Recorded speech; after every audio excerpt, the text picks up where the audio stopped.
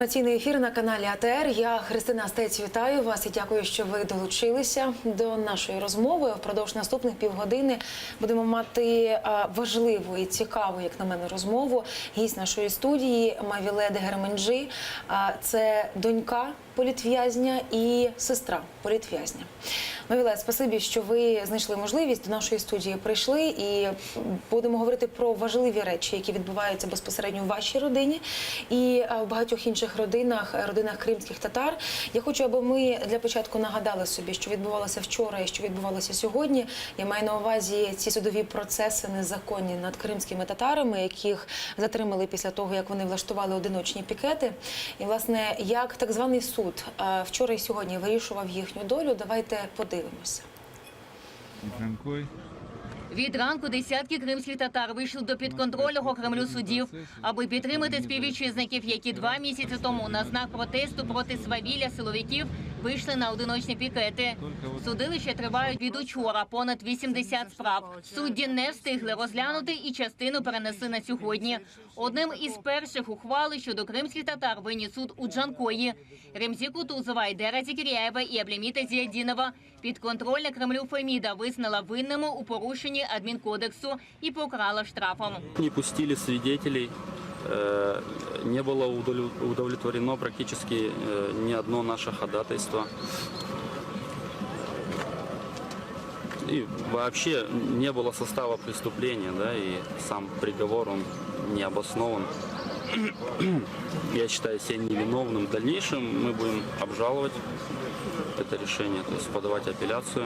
Дело получилось порядка 200 страниц. На ознакомление с этим делом дали 25 минут. Соответственно, этого времени просто физически недостаточно, чтобы охватить все подробности этого дела. Судили кримських татар сьогодні і у Сімферополі. Там розглядали справу Лімара Джигафарова та Ростема Троша. Вони розповідають, усе відбувалося за однаковим сценарієм. Вироки були винесені заздалегідь. Все было очень ожидаемо. Вердикт тот же самый, 10 тысяч рублей. В деле было очень много ошибок, свидетельские показания были очень путанные. Тем не менее, судья все это говорил, что это, мол, опечатка, технические ошибки, все это, мол, допустимо. В общем, все так очень предсказуемо. Вчора підконтрольна Кремлю Феміда розглянула справи 65 кримських татар. 5 виписали штраф по 15 тисяч рублів. Решту зобов'язали сплатити по 10 тисяч рублів. Ці вироки усі обвинувачені вважають незаконними і збираються їх оскаржувати. Ельвіна Сидбулаєва, Крим, Заман, АТР.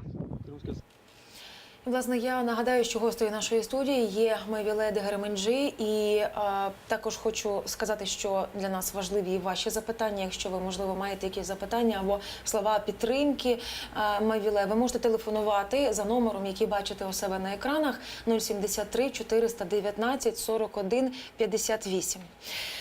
Мавіле, ситуація, яка ми побачили, ну, я навіть не знаю, що у вас питати, як це коментувати, та наскільки я розумію, це абсолютно є тиск на кримських татар, це є залякування. І тут, на материковій Україні, багато хто, і зрештою ми так говоримо і думаємо, що насправді ці речі не працюють, бо люди вкотре об'єднуються і збирають гроші, аби, власне, ці люди, яким постановив суд штрафи платити, вони мали за що їх платити. Ви як бачите цей тиск, ці репресії, ці судові засідання масові, вчора відбулося просто масове судилище, вони здатні вплинути на позицію або, скажімо, на відчуття страху, чи це нереально? Ну, говорить нереально или реально я тоже не могу 100% что-либо утверждать, но глядя на сегодняшнюю ситуацию, то, что происходит в Крыму, вы видите, как крымские татары сплотились, они объединились. Все обиды, возможно, которые были, они оставили позади, и сейчас они настолько сплотились, что, в принципе, несмотря даже на все эти суды, несмотря на штрафы, несмотря на приговоры, позорные действительно приговоры, люди все-таки стараются поддерживать друг друга. друга. И за счет этой поддержки те люди, которые страдают, у них появляется стимул бороться дальше. Потому что, ну, известно, что если человека оставить одного в беде, то он долго не выдержит. А вот эта массовость, эта поддержка, которая есть со стороны наших соотечественников, она дает стимул бороться дальше и доказывать все-таки свою невиновность.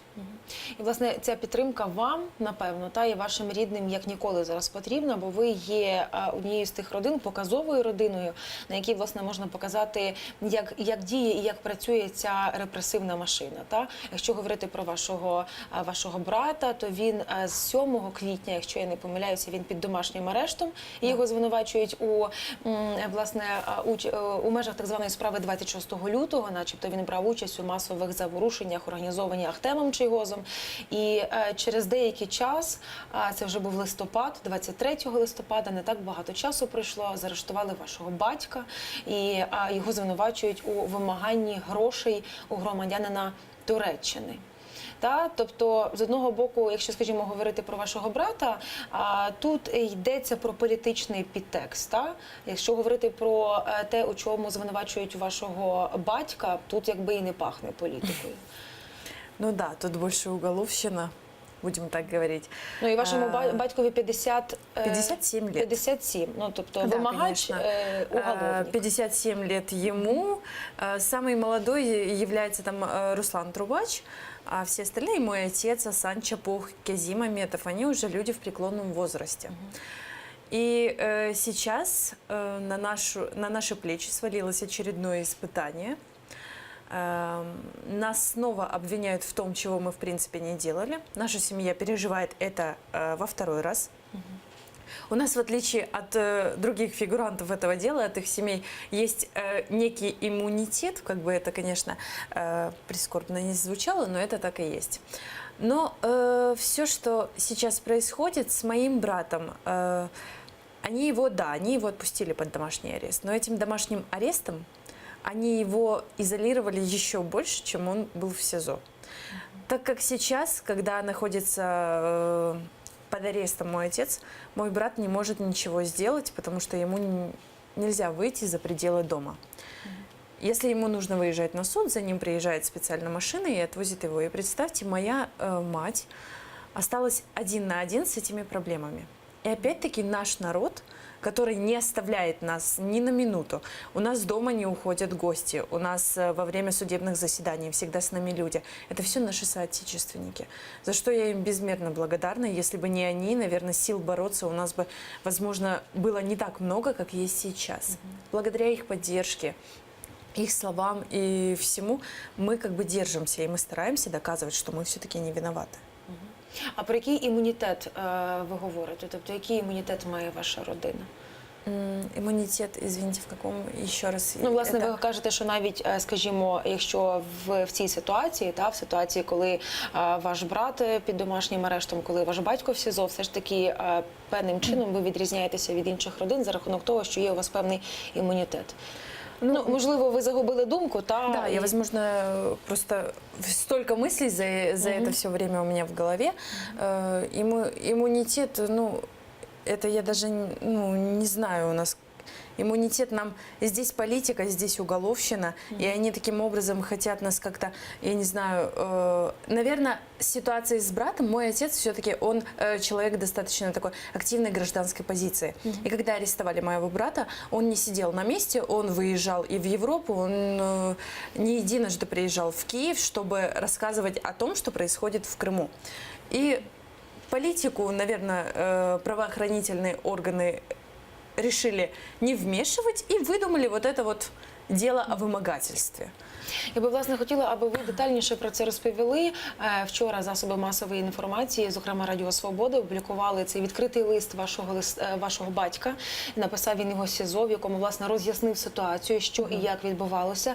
І безпосередньо з цього листа я для себе дізналася про те, що це безпосередньо в день затримання вашого батька. Це було 23 листопада. Під час, власне, його затримання і не витримало серце Віджиї Кашка, та учасниці Кримсько-татарського визвольного національного руху.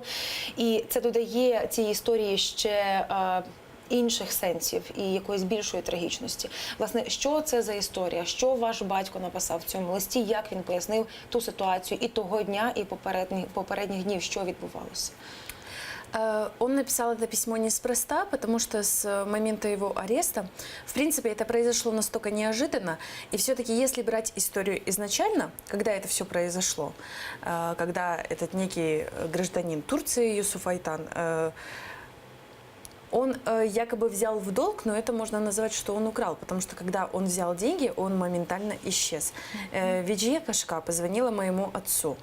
Она попросила о помощи. Она попросила о помощи, и мой отец, он очень уважал Виджия Кашка, потому что после того, как арестовали нашего брата, она всегда была рядом с нами. На всех заседаниях, несмотря на свой возраст, несмотря на погодные условия и все прочее, она всегда была рядом с нами, она всегда поддерживала нас. И мы очень сблизились за все это время, наши семьи очень сблизились. И отец решил не выносить это на общее такое обозрение, помочь нашей уважаемой бабушке Виджие. И он подключил еще активистов, это Асан Чепух, Казим Аметов, Руслан Трубач. И они решили как-то повлиять на этого турка. А цей турок, власне, це він, хто? Він був зять?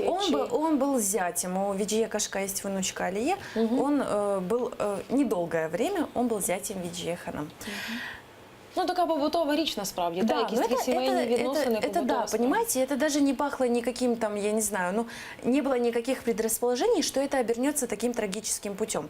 Хотели тихо, мирно забрать, чтобы он отдал деньги, и, в принципе, к нему бы никаких претензий не было. Но этот человек, как я понимаю, мы до сих пор, честно говоря, даже мы, члены семьи, до сих пор не понимаем, как это произошло, как этот человек вышел именно на нас. Потому что, арестовав этих людей, они арестовали некий такой, знаете, костяк. Это такие очень активные люди, что мой отец, что остальные фигуранты этого дела, они очень активные люди с достаточно четкой гражданской позицией.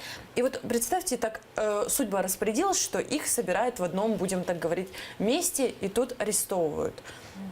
Все это дело о вымогательстве, как по мне, это просто, ну, будем так говорить, это просто причина. На самом деле там что-то другое. Они давно за ними наблюдали. Мой отец, когда выезжал в Киев, не единожды его задерживали на пропускных пунктах, якобы просматривали документы, но они его держали, задавали различные там вопросы. И у остальных вот фигурантов этого дела, насколько я знаю, были тоже такие проблемы. И поэтому дело о вымогательстве – это только такая некая причина. Просто другой момент, что, как по мне, этот человек, Юсуф Айтан, он просто завербованный ФСБ человек. Ведь неспроста он собрал именно этих людей. Ну вот как-то все это, понимаете, пахнет таким вот. І якщо говорити про подальший розвиток подій, вашому братові може загрожувати від 3 до 7 років. З приводу вашого батька я не орієнтуюся, який там термін може загрожувати за тим, що йому Насколько я помню, но я могу ошибаться, опять-таки, это вроде как от 4 до 8. Но я могу ошибаться, еще раз повторюсь. І, власне, тим, як ця ситуація розвивається, і якщо робити, можливо, якісь прогнози, та чим це все може завершитися? Це може бути справді відбуванням покарання, чи, ну, тобто, вам краще видно, як це зсередини відбувається, та, і наскільки, скажімо... Знаете, это достаточно такой сложный вопрос, потому что с приходом, будем так говорить, России в Крым, все там настолько непредсказуемо, что, честно говоря, делать какие-то прогнозы я не могу. Потому что я не знаю, что нас ждет дальше, что ждет нашу семью дальше, остальные семьи. Вы посмотрите, в Крыму сейчас, что не крымский татарин, так его сразу арестовывают. А особенно, если у него была до этого какая-то гражданская позиция активная, так это вообще. Понимаете, мы и не могли предположить, что, в принципе, нашего отца задержат. Но поймите, 2 человека в семье, но это уже перебор. И, честно говоря, я не знаю, остановятся ли они на этом. Тобто ще іншим членам вашої родини може загрожувати така ж доля? Честно, я не удивлюсь. Ну, конечно, мы не хотим о таком думать. Это страшно об этом даже думать, но на самом деле глядя на все эти события, честно говоря, мне кажется, никто не застрахован. Ну, тоді можна говорити про те, що ваша мама не застрахована, і знову ж таки ви не є застраховані. Останній раз, якщо я не помиляюся, ви були на початку жовтня в Криму. Да. І з того часу ви не були. Чи ви плануєте туди їхати? Ну, я вот после того, как мой отец попал в реанимацию, конечно же, я не смогла усидеть в Киеве, и я уехала. Ко мне не было никаких претензий абсолютно. Но, опять-таки, я не могу ничего предполагать, серьезно, мне очень... Я не хочу думать о плохом, но глядя на все реалии, которые есть сегодня, страх все-таки, ну, даже не страх, а некий риск присутствует. А як мені цікаво, ну зрозуміло, скажімо, що ваші друзі, ваші знайомі, ваші сусіди, кримські татари, тут навіть і особливих пояснень не потрібно. Мені цікаво, як інші кримчани, скажімо, реагують на цю ситуацію. У вас, напевно, є ж багато знайомих серед тих, хто не є кримськими татарами і хто, зрештою, не зазнає таких утисків і репресій. А вони ж, напевно, бачать, що відбувається. Якась інформація поширюється, навіть якщо не засобами масової інформації, то принаймні, ну, таким серед людей інформація поширюється. А вони розуміють, що це відбувається, бачать в цьому загрозу. Ну, я вам так скажу. Например, брать людей, которые живут, где живем мы, это Судакский район, село Грушевка. Если брать этих людей, ну, там в большей степени это сторонники русского мира, да, будем так говорить. Знаете, человеку, наверное, удобно смотреть определенные СМИ. Вот в их случае это российская СМИ. И даже зная моего отца, моего брата, они выражают моей матери мне некие слова поддержки, но при этом они всегда говорят, ну, если он не виновен, его отпустят. И вот понимаете, да, то есть, ну, они все-таки считают, что он виновен, потому что, по их мнению, просто так никого не сажают в тюрьму. І вони не бачать, на вашу думку, або у вас є, власне, чітка з цього приводу думка, якоїсь певної закономірності і цілої системи в тому, що, власне, є такі масові затримання кримських татар, так? Вы знаете, мне кажется, им удобно это все не обсуждать и не знать. Еще с братом моим, когда была ситуация, наша мама работала в больнице, ну, там ее сотрудники, они всячески старались поддерживать, но при этом были определенные конфликты. Но когда арестовали моего отца, все массово сделали вид, что ничего не происходит. Просто вот, ну, все как обычно. І я так розумію, що тут, звідси, з материкової частини України, вам особливо і важко допомагати, і братові, і маму підтримувати, і батька провідувати. Але все ж таки хтось батька провідує, і родичі ходять, напевно, і інші активісти. Як він почувається зараз? 57 років, зрештою, вік, ну, такий вже поважний. Як він почувається і фізично, і з точки зору морального здоров'я, психологічного, як йому зараз? К сожалению, после того, как он попал в реанимацию, как таковой информации мы не имеем, потому что нам ограничен доступ к нему. Даже нашим адвокатам нельзя посещать его. Родственникам так тем более. Мы только знаем информацию от нашего лечащего врача. Но лечащий врач, даже при всем желании рассказать нам больше, чем ему положено, он не может это рассказать, потому что моего отца строго охраняют 3 сотрудника правоохранительных органов и никого не подпускают. То есть даже сотрудники больницы находятся там под неким таким прицелом условным, да, будем так говорить. Им нельзя с нами много разговаривать, много контактировать. Даже если нам лечащий врач говорит, что отцу сегодня можно принести еды поесть, мы приносим еду, у нас еду не хотят брать. Не хотят брать, опять-таки, охрана. Потому что они считают, что, ну а вдруг вы туда что-то подсыпали, здесь и так в больнице кормят. То есть нам всегда говорят, что у него все хорошо, у него все хорошо. Но я вам так скажу, за день, не за день, а в день, когда он попал в реанимацию, это было утром. Когда моя тетя пошла в очередной раз в СИЗО передать лекарства для отца, ей сказали, что он себя сегодня чувствует лучше, чем был вчера. То есть, понимаете, про реанимацию мы узнали абсолютно случайно. Они хотели это сделать все тихо-мирно, но это не получилось. Это не получилось, а так я не знаю, если бы мы не знали, мы бы, наверное, все-таки продолжали бы верить этим людям, да, и думать, что с ним все, в принципе, хорошо. А бронхиальная астма у моего отца, она проходит в очень такой тяжелой степени. Он задыхается, он не может абсолютно дышать. И для него нужно специальное медикаментозное лечение. А в СИЗО, соответственно, этого ему не оказывали. Я вам скажу больше, следователь и по сей день где-то думает, что мой отец симулирует, что симулирует Асан Чапух, у которого просто отняло уже всю левую сторону. Они все так же продолжают думать, что они симулируют. Ну і крім того, у вашого батька алергія на холод, якщо я Аллергия не на холод, помиляюся, да. і А вы понимаете, условия СИЗО – это холод, сырость, это грибок на стенах. И поэтому все это очень пагубно сказывается на его состоянии. И, как видите, сегодня, да, он из крайне тяжелого перешел просто в тяжелое. Он приходит в сознание. Его отключили от аппарата искусственного дыхания. Он сейчас просто находится в кислородной маске. Его уже не вводят в медикаментозный сон. Но чего это стоило? Чего это стоило семье, чего это стоило врачам, которые его вытягивали из этого. А коли ви останній раз, станом на коли ви останній раз отримали інформацію про стан здоров'я батька? Ось коли це Ну було? вот это было буквально вчера. Я разговаривала с лечащим врачом. Ну, он нам сказал, что он уже приходит в сознание, реагирует на команды. То есть они планировали его перевести в отделение пульмонологии. Ну, и я надеюсь, что это произойдет в скором времени. В принципе, нас обнадежили, что он идет на поправку. Ну, я так розумію, що ви як родина, ви не можете принести якісь потрібні йому ліки, зрештою ті, які Ні. він вживав впродовж життя, Ні. та, і чимось йому таким чином допомогти. А з приводу психологічного здоров'я та і фізичного здоров'я брата, який під домашнім арештом вже стільки часу, як він почувається в такій ізоляції? Ну, ему достаточно сложно, и я не смогу описать, насколько ему сложно.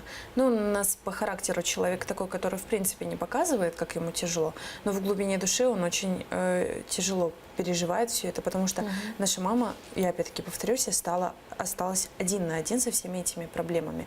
Хорошо есть народ, хорошо есть наши соотечественники, которые всячески пытаются поддержать, они, если нужно, они организуют транспорт, они помогут ей отвести передачку. Все-таки в такой момент наш народ еще больше показал свою единость, и он, как бы не хотели нас сломить, все-таки мы не ломаемся. И они уже не знают, что делать, и вот видите, да, вчерашний день, это куча судов. Но при этом всем наши соотечественники разделились так, что какая-то часть, но никто, будем так говорить, не остался без внимания. У любого здания суда находились люди. То есть не было такого, что человек пришел, и он остался один. А вашій родині зараз потрібна якась конкретна, скажімо, допомога, можливо, фінансова допомога, можливо, якась правова допомога, та допомога якихось спеціалістів або якісь поради? Чогось такого ви потребуєте? Чи настільки вже ця робота на анексованій території в Криму, вона поставлена добре серед активістів, що насправді це все вже організовано і ви допомоги не потребуєте? Знаете, единственная, наверное, помощь, и то это не только для нашей семьи, это вообще, в принципе, для всего нашего народа, это международное давление. Международное давление на Россию, потому что, ну, иначе это никак не решить, понимаете? Это нужно об этом говорить. Нужно как можно больше оглашать, что происходит в Крыму. Не закрывать глаза на это, а все-таки говорить об этом. А от, власне, як ви, як безпосередній учасник цих подій, як ви оцінюєте, наскільки сильно закривають очі або ж достатньо говорять? Наскільки ви і ваша родина, і ті люди, які зараз перебувають в Криму, вони відчувають, що вони досі потрібні, про них пам'ятають, про них не забувають? Чи навпаки, чим далі вони все більше відчувають цю відокремленість, ізоляцію і про те, що про них забули? Но я не думаю, что и лично моя семья не думает, что о нас забыли. Я думаю, что все-таки и большая часть крымских татар так не думает, потому что на самом деле, несмотря ни на что, все-таки о нас говорят, и есть определенные средства массовой информации, которые освещают это. Естественно, это наш телеканал АТР, который с утра до ночи об этом говорит, трубит. Ну, я не думаю, что о нас забыли. Во всяком случае, я хочу верить, что нас не забывают. Ну, тобто ви це відчуваєте з засобів масової Мы інформації? это власне, з чувствуем, того, що естественно. Куча правозащитников украинских, они стараются держать с нами связь, поддерживать. оглашать это, говорить на различных международных площадках. То есть, ну, определенно эта поддержка чувствуется.